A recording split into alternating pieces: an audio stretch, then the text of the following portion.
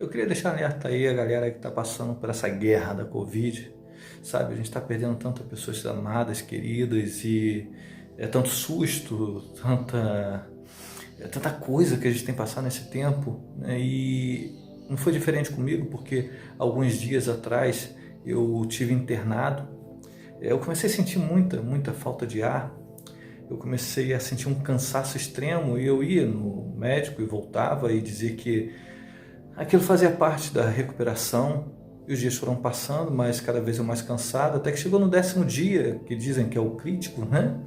Eu procurei um pronto-socorro, uma emergência, e quando eu contei o que eu sentia, o médico de imediato mandou que eu fizesse um raio-x e foi medir a minha oxigenação do sangue, estava muito baixo, e quando ele olhou aquele raio-x, ele mandou rapidamente que eu fosse transferida para uma cidade mais próxima, Bauru, para fazer uma tomografia. Eu me assustei porque ele disse que aquele hospital não tinha condição de me cuidar, tamanha gravidade. Então, fui para o quarto, aguardei até que a ambulância me levasse e eu fui.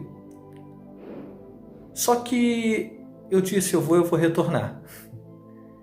Chegando lá, eu fiz a tomografia e eu tive que retornar para aguardar na cidade local, em Acanga, o resultado. Eu estava muito mal, eu estava muito cansado. Nesse meio tempo eu vejo que entra um rapaz que fez também a tomografia logo em seguida, e quando ele deitou a cama ao lado, ele estava num tamanho de um estresse tremendo. Ele estava assustado porque pai de um bebezinho, e as notícias que a gente recebe são sempre muito graves ali dentro. Nós escutamos pessoas que entram e não saem, nós escutamos pessoas que aparentemente estão bem e no dia seguinte já estão entubados, e quando ligamos a TV do quarto, nós só vemos notícias ruins sobre Covid. Aquele rapaz começa a ficar nervoso e os seus batimentos cardíacos chegam a mais de 180. E eu reparei que conforme aumentava seus batimentos cardíacos, abaixava a sua oxigenação, e todos os enfermeiros assustados iam olhando para aquele rapaz e perguntavam o que você está sentindo, e ele muito estressado, ele dizia, se eu estivesse em casa, e havia um estresse muito grande. Então eu percebi que a Covid ela não batalha apenas em nosso corpo físico, mas sim na nossa mentalidade. Ela baixa a nossa imunidade, ela entra causando uma depressão, uma ansiedade, uma crise de ansiedade tamanha que a nossa imunidade ela cai, e nós começamos a aceitar que esse vírus venha de uma forma terrível. Muita gente, por causa das más notícias, por causa das probabilidades, olha, eu perguntei ao médico, quando eu vou sair daqui, eu vou tomar intravenosa, então daqui a uns 3 dias eu estou saindo. O médico dizia, olha, não sabemos, porque não entendemos, cada caso é um caso, muitos não reagem ao remédio, nós temos que esperar para ver. Isso é assustador, porque você não sabe como é que é o seu amanhã. Então, quando eu olhei aquele rapaz, eu imaginei, olha, a maior guerra daquele moço não é a Covid, sabe, a sua alma, a sua cabeça, o seu estresse. Eu vejo que estamos perdendo muita gente de Covid por causa do nível de estresse que nós estamos passando. Agora, nesse meio tempo, eu queria contar um testemunho rápido. Vocês vão entender por quê. No início do meu ministério, eu ainda um jovem pastor, né, ainda muito cedo, eu tive algumas feridas ministeriais, né, eu me machuquei ministerialmente, talvez por imaturidade, e eu comecei a clamar ao Senhor que eu tivesse líderes que pudessem cuidar dessas feridas. Mas cada vez que eu procurava isso, eu me sentia incompreendido e machucava mais, e as feridas doíam mais. Até que eu comecei a contestar o meu próprio ministério, o meu próprio chamado. Uma noite, eu cansado daquilo tudo, eu comecei a falar com Deus e disse, olha Deus, eu não sei do meu chamado, quer saber de uma coisa? Eu tanto que te pedi que eu fosse cuidado, que eu fosse tratado, eu tanto te pedi que eu fosse discipulado, eu não quero mais, e comecei a entrar em crise. Eu orava a Deus na minha cama, Então Deus veio de uma forma sobrenatural e começou a me sacudir de dentro para fora, ao ponto de até a cama sacudir.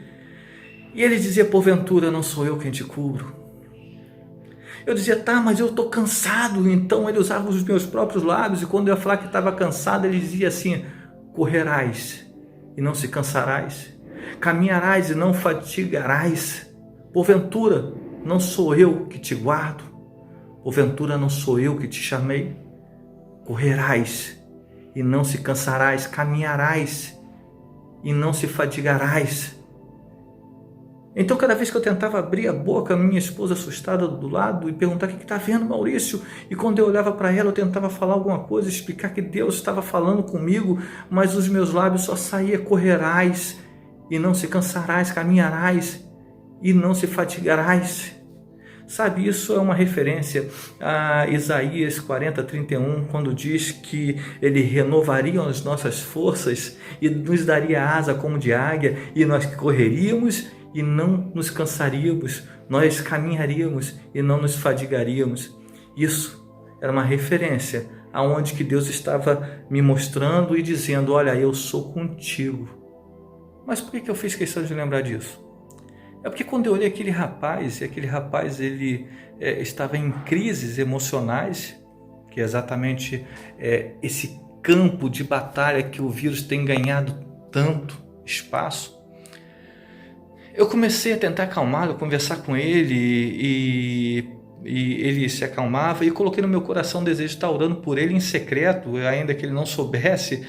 Enquanto ele dormia, eu orava.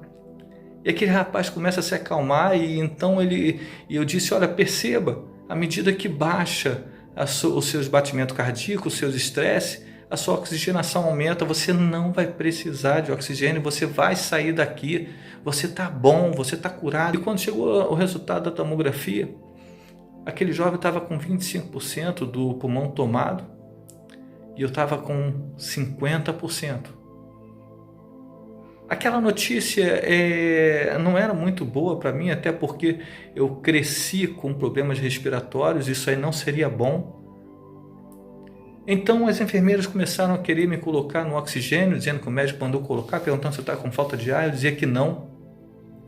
E eu comecei a pensar: olha, se eu ficar estressado, eu acho que a coisa vai ser pior. Então Deus fez me lembrar daquela promessa dele, do início do ministério, quando ele dizia que eu correria e não me cansaria, que eu andaria e não iria me fadigar. Então essa palavra ela entrou no meu coração, e agora eu tenho dois posicionamentos. O posicionamento diante de um diagnóstico que dizia que eu deveria ter falta de ar, que dizia que eu deveria estar em oxigênio, que deveria estar passando mal, né? Que eu deveria estar sofrendo. Eu tinha o diagnóstico dos céus, que eu lembrava da promessa do Senhor, que ele dizia: porventura não sou eu quem te cubro, porventura não sou eu quem te guardo.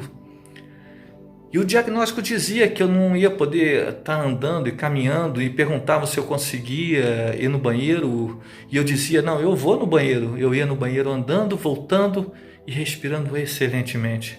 Então as enfermeiras perguntavam: como que o senhor consegue? E eu dizia assim: é Deus.